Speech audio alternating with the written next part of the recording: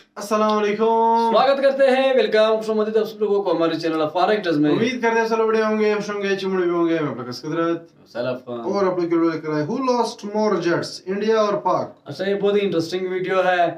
वैसे मैं भी पंजाबी की तरह बोल रहा है, तो वार तो खत्म हो गई सब कुछ, लेकिन ये चीज खत्म नहीं हो रहा है कि कौन हारा कौन जीता। मिस्ट्री की मिस्ट्री रह गई कि किसकी जेट्स गिरे किसकी नहीं गिरे। तो ये एक न्यू वॉच वीडियो करेंगे, है। देखते हैं क्या सीन है। वॉच करने से पहले चैनल जरूर सब्सक्राइब कीजिए। साथ में जो बेल आइकन है उसे भी दबा लाइक दीजिए। जरूर क्या करें। अगर मैं सोशल फॉलो नहीं किया प्लीज फॉलो ऑन इंस्टाग्राम, आप लोगों को लिंक डिस्क्रिप्शन में मिल जाएगा, आप लोग चेक कर सकते हो। Let's start. तो प्ले कर दो, क्या कहते हैं भाई ये। Okay start. आप देख रहे हैं alpha defence. Alpha defence Hindi में आपका स्वागत है।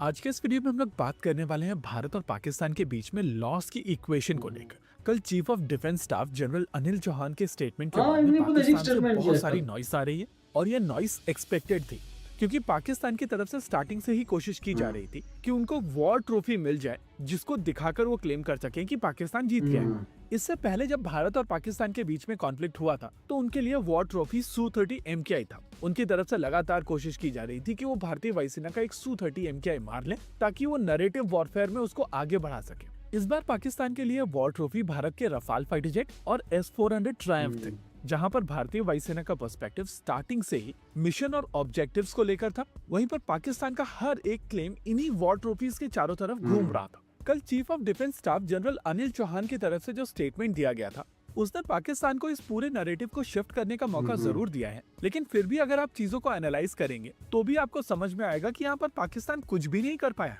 अभी तक पाकिस्तान 5 एयरक्राफ्ट को लेकर क्लेम कर रहा था, लेकिन कल सीडीएस के स्टेटमेंट के बाद में सडनली पाकिस्तान का नंबर बढ़ गया और अब वो 7 एयरक्राफ्ट क्लेम कर रहे हैं। वैसे पाकिस्तान का ये क्लेम काफी बेसलेस है, लेकिन आर्ग्यूमेंट सेक के लिए हम लोग अज्यूम कर लेते हैं कि पाकिस्तान ने भारत के 7 एयरक्राफ्ट मारे हैं। अब क्या इन 7 एयरक्राफ्ट को लेकर पाकिस्तान अपने आप को जीता हुआ घोषित कर सकता है, स्पेसिफिकली तब जब पाकिस्तान भारत में एक भी टारगेट नहीं मार पाया। वैसे पाकिस्तान ने अनऑफिशियल सोर्सेज से 2-3 फोटोग्राफ्स रिलीज करने की कोशिश की थी, लेकिन Australian satellite expert Damien Simmons ने इन सभी को एक्सपोज कर दिया था और पाकिस्तान एयरफोर्स के पास में 3 हफ्तों के बाद भी एक भी ऐसी फोटोग्राफ नहीं है जहां पर वो क्लेम कर सकें कि उन्होंने भारत में कोई टारगेट मारा था।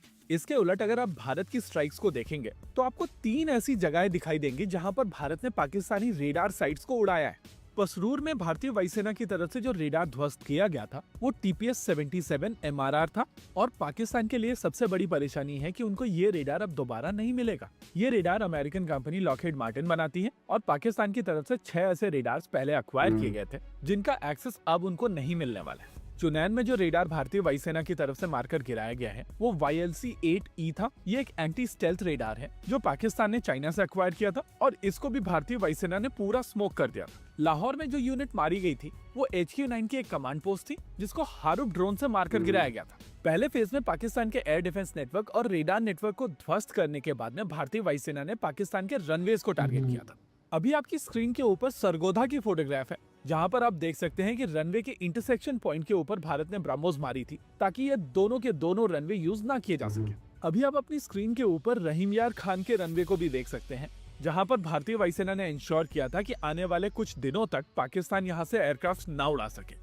यानी कि भारतीय वायुसेना की इन दोनों स्ट्राइक्स के बाद में पाकिस्तान के फाइटर जेट्स यहाँ पर सिटिंग डक थे और क्योंकि यहाँ के air defence network already deactivate किए जा चुके थे तो भारतीय वायुसेना यहाँ पर बंकर बस्टर मारकर हैंगर्स के अंदर एयरक्राफ्ट को ध्वस्त कर सकती थी, लेकिन भारतीय वायुसेना की तरफ से वो रूट लिया नहीं गया। अभी आप अपनी स्क्रीन के ऊपर नूर खान एयरबेस की फोटोग्राफ देख रहे हैं और यहाँ पर जब भारतीय वायुसेना ने ये स्ट्राइक की होगी तो पाकिस्तान आर्मी के GHQ में आवाज आई होगी।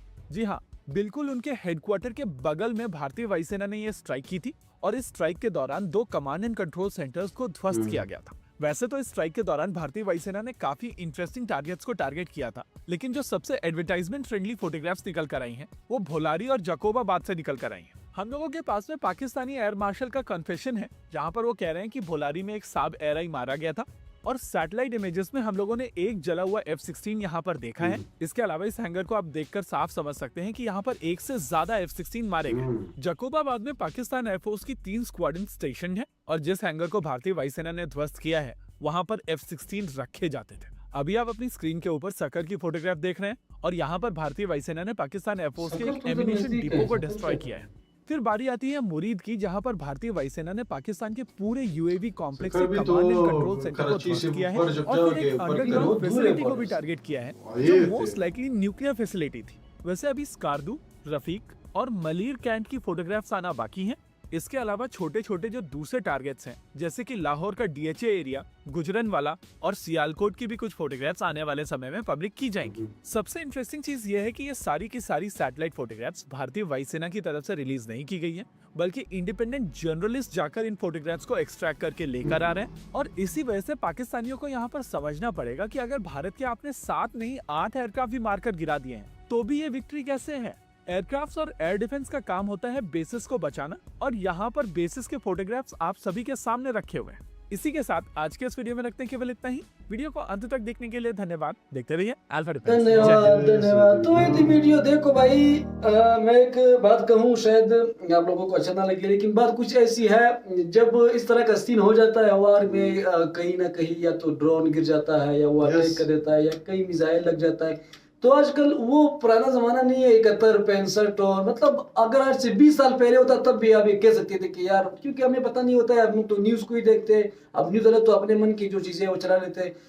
आजकल सोशल मीडिया का दौर है। जब ये सब सीन हो रहा था, पाकिस्तान से बहुत सारे ऐसे वीडियोस आए कि देखो भाई साहब, यहाँ पे ड्रोन गिरा। एक जगह तो मुझे बहुत ही फनी लगा कि भाई साहब यहाँ पे ड्रोन, वो वीडियो में मेरे ख्याल में कल हम लोग चेक कर रहे थे कि कोई चोरी कर लेकर गया उसको, हाँ यस, हालांकि वीडियो में बनाई थी। एक और जगह हम लोगों ने वीडियो देखी, जब वो मिसाइल लॉन्च कर रहे थे, पता नहीं वो टारगेट कर रहे थे या वैसे टेस्ट कर रहे थे, साथ में लोग बैठे हुए थे। हाँ, उसकी वो वीडियो आई। मल्टीपल हाँ, मिलार्स जो लगे हुए। हाँ, तो इस तरह की बहुत सारी जो सीन्स हैं वार में, हालांकि जब एक दूसरे कंट्री के साथ जब वार होती है तो वो लोग छुपा देते हैं, मतलब नहीं बताते, क्योंकि वो इस वजह से नहीं बताते कि लॉसेस का पता ना चले, हाँ, कि हम लोगों को कितने यस, लॉस हुए। क्योंकि वो उस पर डिपेंड करता है कि देखो ये हार गए, वो जीत गए, मतलब ये फिर मालूम हो जाता है। तो ये चीजें वो लोग दूसरे को नहीं बताते, ना इंडिया वाले ना पाकिस्तान। लेकिन आजकल वो जमाना का रहा नहीं भाई। आजकल तो सोशल मीडिया का दौर है। अगर 1000 मीटर या 2 किलो 3-4 किलोमीटर दूर भी कुछ गिरा हो तो भाई जूम करके सब पता लगा लेते हैं कि वहाँ पे क्या सीन चल रहा है, वहाँ ये पे बात है। तो ये चीजें है। ऐसा नहीं कि इंडिया पाकिस्तानी खुद ही वो रिलीज कर देते हैं कि काफी देखो ज्यादा यार, ड्रोन जो है पाकिस्तान साइड पे काफी वीडियोस आई हुई थी, काफी इंडियन ड्रोन आए हुए थे, इसमें तो कोई शक नहीं है। वो जो अटैक हुए थे, वो पहले वाले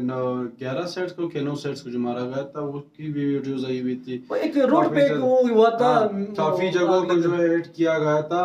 इंडियन साइड पे भी कुछ उसकी वीडियोस आई हुई थी, ये ड्रोन्स की वीडियोस आई हुई थी, लोगों ने उठाए हुए होते हैं। किसी ने तो वो उस पे उठाया हुआ था, ट्रैक्टर पे मेरे ख्याल से उठाया हुआ था। वही कह रहा हूँ ना तो ये इस दिखाई गए था, लेकिन इंडियन साइड से फिर ये प्रूफ दिखाए गए थे, जिस तरह वो सैटेलाइट इमेजेस दिखाए गए थे कि देखो सैटेलाइट। लेकिन एक चीज मैं कहूँ ना कि फिर ये जेट्स की जो दूसरे दावा करते हैं ना, दूसरे कहते हैं नहीं गिरा, दूसरे कहते इसकी क्यों अभी तक कोई ना पिक्चर आए ना कोई प्रूफ आए। हालांकि कल इंडिया के जो आर्मी चीफ, उन्होंने क्या है ना, इस तरह कुछ उनका इंटरव्यू में भी हैरान रह गया था। उन्होंने कहा था कि उससे क्वेश्चन कि हमारे जो है उससे क्वेश्चन वो करती है, वो फीमेल एक एंकर होती है, कि ये सब कुछ वो इतना दावा कर रहे हैं पाकिस्तान के आपके जहाज जेट्स वगैरह के। उन्होंने कहा कि वो नहीं कहा कि यहाँ नहीं है कि वो गिराए या नहीं गिराए, उन्होंने ये कहा कि गिराए क्यों है, ये जरूरी है, क्यों गिराए, तो इससे फिर डेफिनेटली लोगों को ये माइंड में शक आ जाता है कि भाई सही सीन क्या है भाई, तो माजरा क्या है। तो ये बात आई हुई थी, मैं खुद भी हैरान हो गया। देखिए एक इंडियन डिफेंस स्टेटमेंट था उसका, जनरल है वो, उन्होंने ये बात की है कि जरूरी नहीं है कि वो गिरे हैं, जरूरी है कि गिराए क्यों, मतलब क्या वजह हो सकती है, हम क्यों इतने कमजोर है, मतलब इसका ये मतलब यही मतलब निकल जाता है। तो इससे फिर थोड़ा सा थोड़ा लोग फिर वो हो जाते हैं, थोड़ा ऐसे उन्हें पता चल जाता है कि यार इसमें माजरा क्या हुआ है, कुछ तो हुआ है। बाकी हम खुद ही हैरान हो गए थे कि भाई एक बड़े जनरल से जो है ये बात निकल आई है। डेफिनेटली पाकिस्तानी साइड तो फिर खुशियां मनाएंगे, कुछ जनरल ये कह रहा है तो लाज़मी बात है कुछ हुआ है। बाकी डेफिनेटली प्रूफ तो नहीं दिखाएंगे कि जो मलबा है वो थोड़ी ना दिखाएंगे कि ये देखो ये मलबा था, ये गिराया गया, क्योंकि इससे काफी ज्यादा फिर वो रेपुटेशन खराब हो जाती है कि देख लो रिजल्ट लूज किया हुआ है या उस साइड ने रिजल्ट लूज किए हुए। बाकी हम लोग क्या बोले इसके बारे में, आप लोग कमेंट सेक्शन में जरूर बताना। बाकी वीडियो पसंद है प्लीज प्रश्न कमेंट साथ में जो बेल आइकन है उसे भी दबा दीजिए। जरूर करें, हम तो चलिए सब मिल रहे हैं। तो अभी के लिए इतना ही, अल्लाह हाफिज़, बाय बाय।